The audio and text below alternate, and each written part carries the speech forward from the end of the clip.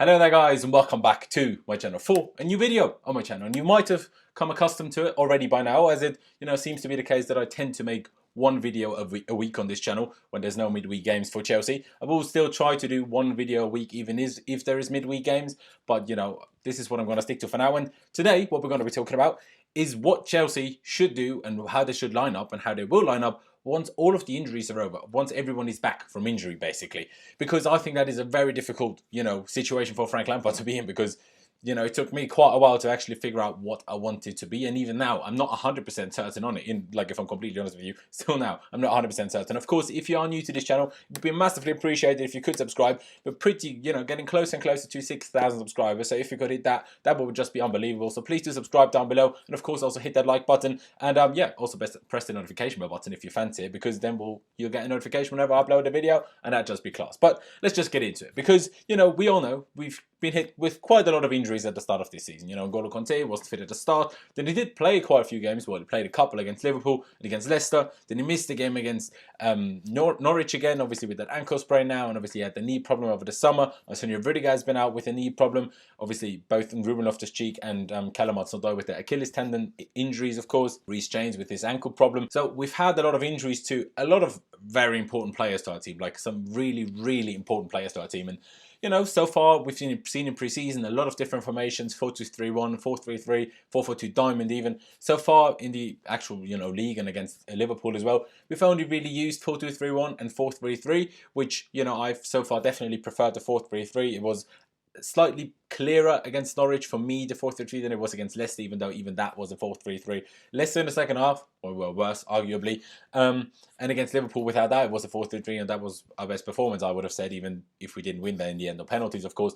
But I actually wouldn't use either formation as such once everyone is back. Now, the problem, of course, is how do we fit everybody in, especially midfield, because we've got so many really, really good midfielders. I mean, Mason Mount, now obviously hot and cooking, whatever the English expression is, just, up and coming and doing really, really well so far, scoring 2 goals already, being top of all of our stat lists basically in those 3 games in the Premier League so far. And he's kind of in a position that Ruben Loftus-Cheek would play in, especially if it's a 4-3-3.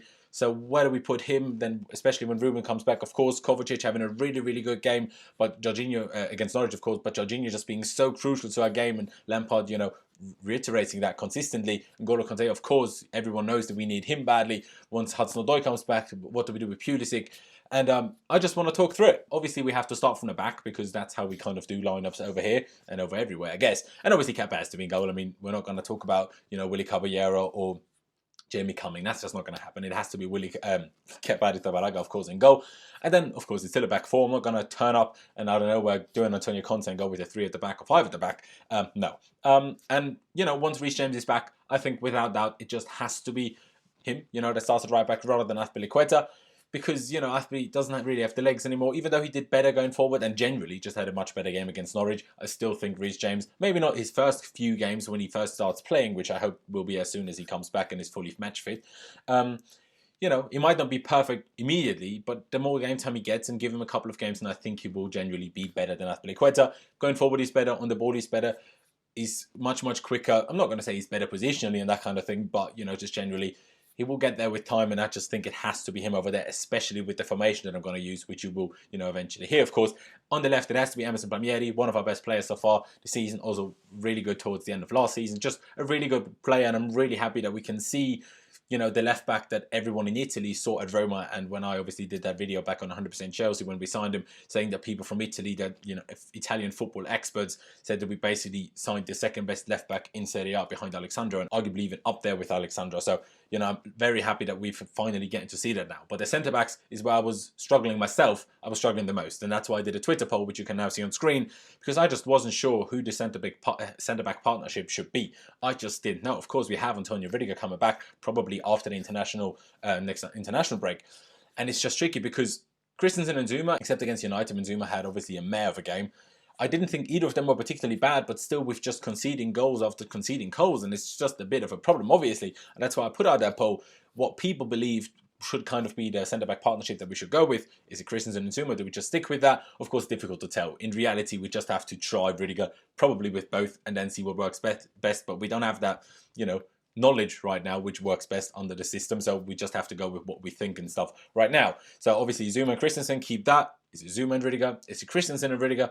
Or is it possibly even Azpilicueta next to one of them three with when Reece James plays at right back? But Azpi is only 5'10", so it's not an ideal option. As you can see by the poll, people didn't agree either. But I just, thought I'd put a fourth option in there. So as the people decided, and as I'm still not 100% sure, I'm going to go with what the people decided, which of course, as you can see, is quite clearly Andreas Christensen and Antonio Rudiger as the main thing. But then we come to the interesting part, because what do we do? 4-2-3-1, 4-3-3, I mentioned that already.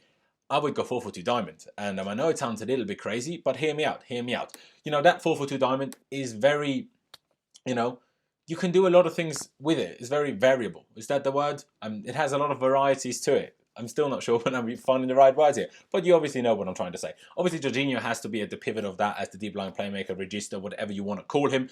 And N'Golo Kanté, as he has been doing in Frank Lampard's 4-3-3, as it has been under Sarri, should be to his right. He can help out on the right. He's decent enough. Used to be a winger back in the day. Not that he was incredible at that, but he can still help out in some sort, over there, which is obviously helpful. And then on the left, I would have Ruben Loftus-Cheek there. I know people see him as a 10, but I actually see him more as an 8. And if you have Jorginho and, as the deep guy, basically, as the deep line playmaker, and Kanté over to the right, then Kanté can drop back a little and Ruben can push forward a little more. So I think that would be a good position for him then. Still have Mason Mount in that number 10, which I think would work, has so far worked wonders, just really good, even on the left he's done really well. And then up front, as a double, strike force, which we rarely have seen at Chelsea Football Club in many years. I wouldn't actually go with two actual strikers. I wouldn't go Tammy and Giroud or Tammy and Batshuayi or Giroud and Batshuayi. I would go Tammy Abraham because after that Norwich game, I think he, warrants that and he deserves that. And even before the game, I said he should be the guy that plays and starts, simply because, Giroud is old, and with Batshuayi, Lampard doesn't seem to be his biggest fan, but when he gets his chance, we'll have to wait and see what happens after that. But next to him, I wouldn't actually put an actual other striker, because when we've used it in pre-season, I thought we were a bit too static down that middle when we didn't have anyone on the wing. Of course, the fullbacks pushed forward, and with Reece James in there, it would be better than with Azpilicueta in there as it was in pre-season. But still, I would kind of prefer to have like a winger, in a sense, next to the second striker, playing as a second striker. And my ideal option for that would be hudson-odoi. His finishing seems to be really good. Of course, he's incredibly quick, which for getting in behind is very useful. He doesn't seem to be flustered when he's going one-on-one against anybody, whether it's the keeper or any defenders. And, if need be, he can move out wide to the left. He can move out wide to the right. And it just works perfectly. So that is obviously an ideal. And then what you can do with that 4-4-2 diamond very easily, because of course that 4-4-2 diamond kind of exposes the fullbacks against very good teams. That is a very risky move to play. But even if you start with that, except 11 players, you can do so much with that. Have those players in there, and then you just have Tammy as a sole striker, move Hudson-Odoi to the left, then you, have Mason Mount on the right, or Ruben Loftus-Cheek on the right, and keep Mount in the middle, and then either make it into a 4-3-3 or 4-2-3-1, and it's such a seamless change. You don't even actually need to make a substitution to make that change. And in my opinion, that could really work wonders, because you can move it around, and it's really difficult for teams to obviously deal with. I mean, Arsenal tried the diamond against Liverpool. Against Liverpool, don't do that. Against Man City, don't do that. That's a bit crazy, because they have some of the best fullbacks in the league, some of the best fullbacks in the world. Trent Alexander-Arnold and Andy Robertson, and Kyle Walker, João Cancelo, that's his name, or however you pronounce it. Mendy, if he ever comes back and ever is used again. Zinchenko, maybe not so much, but still. Don't do it against those. That's a bit crazy. But generally, I think that could work really well, because I have a lot of trust in Emerson. He's done really well. Nothing happens down our left-hand side at the moment. Like so far this season, whether it's Liverpool, barely anything anyway. Man United really didn't do anything down that side, and neither did Leicester or Norwich. It was all on the other side. Yes, sometimes they just have their better players over there. But it also has to do with our left side defensively, and that, of course, is Emerson's side, and he's just done really well. And I think Reece James can replicate something like that on that other side. Of course, he'll need help by someone. That's why you have that 4-4-2 diamond with a wide, centre mid, I guess. And then you have that N'Golo Kanté that can help out Reece James. And against top teams, you could even just, leave Hudson-Odoi as the second striker, I guess, push Ruben into the number 10 spot, and then have Kovacic over there, because Kovacic, as well as he's done against Norwich, and him saying he feels more comfortable at Chelsea now more than last season when he knows it's his home and he's not just on loan, that he deserves to be part of the whole plan, and he deserves to play now and again. And it's just really useful, because we have then so many options in midfield. The only one we don't really have a proper replacement for is N'Golo Kanté, but Kovacic played instead of him against Norwich. I know it's still Norwich, so against the better teams, there would have been more of an issue than it was against Norwich. But still, he can, to some extent, do that. He had good tackling, good work rate. He always has good work rate, but his tackling isn't always the greatest in his decision-making. And, taking the ball out from the back, I guess, because sometimes keeps the ball for a little too long, loves his dribbling a bit too much. But against Norwich, he was like impeccable, absolutely impeccable. But we just have those options. You have Mount, you have, you know, Ruben Loftus-Cheek, you have Kovacic that can come in, and even Christian Pulisic, of course. You know, he can play as a second striker, you know, sometimes just with rotation. Play as him as the second striker next to whoever, Tammy or Giroud or whoever. Or even then, you know, when you want to rotate with Mount a little bit because he gets tired, you know, injuries, whatever, suspensions, then you have still Hudson-Odoi up front next to Tammy still moving out wide and stuff, and Pulisic is the number 10 behind him. You know, Frank Lampard has said, and it has been kind of a known thing, that he sees him also being more than capable of playing in a 10 rather than just on the wing. And again, that makes the switching to a 4-3-3 or 4-2-3-1 even more easy because, you know, then you actually have an actual winger as the number 10 and can move them out wide. You know, Willian can play in there as well. I wouldn't play Willian as a second striker, but as a 10 and then move out wide, that would probably work quite all right. Pedro as a second striker would work wonders. Not anywhere near as quick as Callum Hudson-Odoi, but obviously just more experience, and his finishing generally is really good, and his just, you know, decision making and, you know, his touch usually is really good. So Pedro's a second striker. There's just so many options, in my opinion, for us in that formation. And also, in my opinion, it's kind of almost the only formation where we can at least almost fit everyone that should play, you know, into that for them to play. Because, you know, Ruben just has to play unless, you know, obviously that injury has really hampered him performance-wise, which I very much doubt. He just has to be in that team. But Mason Mount, the way he's playing, unless he drops off, he has to be in that team as well. And it's not easy to fit Mason Mount and Ruben Loftus-Cheek in there.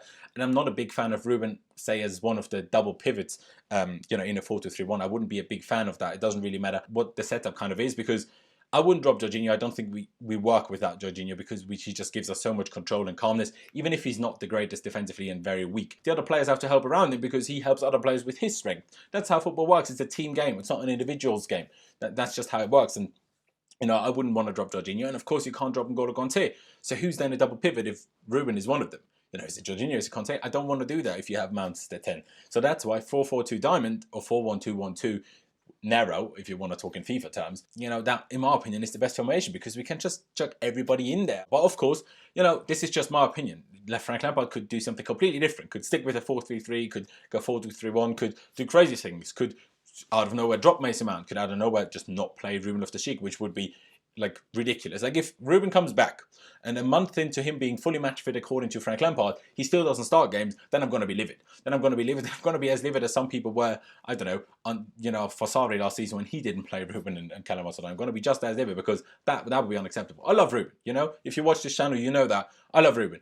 And, you know, love him maybe a bit too much because class, absolute class. So, you know, maybe Frank Lampard does these kind of things, but I hope not. I just bloody hope not, in all honesty. At the end of the day, I just don't really know what other formation or what other system would work because I still think we can play the way we want to play. Like I say, there's so many variations, so you can, you know, move it around in other formations so easily. You can still press, you can still dominate, you can still, arguably it makes dominating even easier because you can control the midfield even more. The only thing you expose is the wings, and then you need absolute quality fullbacks and also absolute workhorses in that wide centre midfield positions, if that makes sense. And I think we have that. I think we can have that. Kovacic, Kanté, even Loftus-Cheek. You could also drop Mount back there and play Ruben as the 10. There's so many options there, and I just think it would work great. But of course, again, like I say, it's just my opinion, and I want to hear your guys' opinions. Leave me your thoughts in the comments section below. What do you think about what I said? What would you do? Leave me your, I guess, lineups that you would choose, formations that you would choose, all of it down in the comments section below. I really appreciate it. And if you want to be, you know, involved in future polls like I put on Twitter, of course, you know, follow me on Twitter. That'd be massively appreciated. Also on Instagram, even though I don't do polls over there. But the links to them are down in the description. It's last1507 on both of those platforms. And you know, if you don't want to put it in the comments, if you want to just message me, do that. You know, I'll reply to messages, whether it's Instagram, whether it's Twitter. Message me, you know, with your ideas or whatever you have. No, don't worry about it. Message me and I will get back to you. I will reply. Maybe not the same day, maybe not the day after, but I will get back to you eventually. Don't you worry about it. But yeah, guys, I think I'm going to leave it there. Just a quick little video that I wanted to make, and I enjoyed it. You know, if you know me, you'd know that I just enjoy talking about these things, tactically, formations, just Chelsea in general. I just love talking about it. And obviously, at the moment, even if it was just Norwich, we're just happy. Tammy scoring 2, Mason Mount scoring. Hudson-Odoi, you know, soon to be back. Reece James soon to be back. Loftus-Cheek being back a little bit sooner than initially expected when Sky Sports reported it, I think a week ago now. He said he would be back in training in 4 to 6 weeks, which of course isn't being match fit, but back in full training. Hopefully that means full training because that wasn't specified. You know, him even being back a bit sooner. I'm just excited because I'm really hopeful as to what's to come. Still, I think we'll make top 4 this season, but just in the future. And I think the season is a really important building block. And I just hope we can fit all these players in, because we're so excited about Mason Mount. But, you know, I think we all are excited by Loftus-Cheek, even though some people are slightly forgetting about him at the moment because obviously Mason Mount is doing so well. I just think with Ruben in there, we just need to be able to fit them both in there. And if we can, that would just be unbelievable for everybody involved, in my opinion. But yeah, like I say, I'm going to leave it there. Subscribe to this channel if you haven't already. Like I said in the beginning, let's, you know, try and hit 6,000, you know, subscribers. That'd be great. Drop a like on this video if you enjoyed it. Hit the notification bell button. And yeah, thank you guys for watching. Up the Chelsea. And I'll see you when I see you.